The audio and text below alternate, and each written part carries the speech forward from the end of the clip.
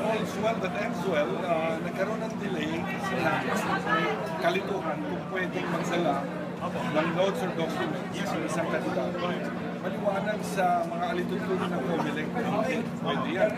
Kaya lang, kinausap daw ng grupo ni Vice President Binay ang TV5 at pinayagan siya.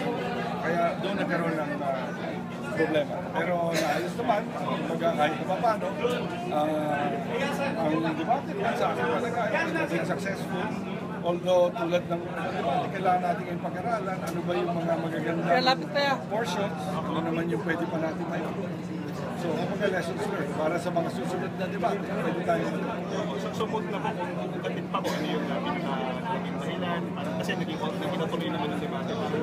At saka simple lang naman yung, yung pinagmulan, yung pagdadala ng mga dokumento. Hindi ko na-consult kayo before na napagdating ng mga... Oo, hindi.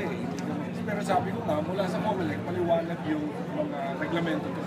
So tama lang na hindi pinayagan na kanina? Hindi dapat. Chairman, reaction nila sir sa naging format kanina yung nagsasagutan mo? Maganda na parang talagang isang totoong debate. Kumbaga meron talagang sagutan, meron pagpapalitan ng puro-puro.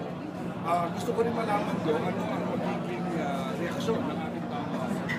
Sabi ko nga again, gusto natin matuto sa mga leksyon ito. Ano yung mga magaganda sa tingin nila, ano naman yung hindi masyado magaganda para sa mga susunod ng debate. Magkakaroon tayo ng yan. Mas angkop para sa kagustuhan ng ating mga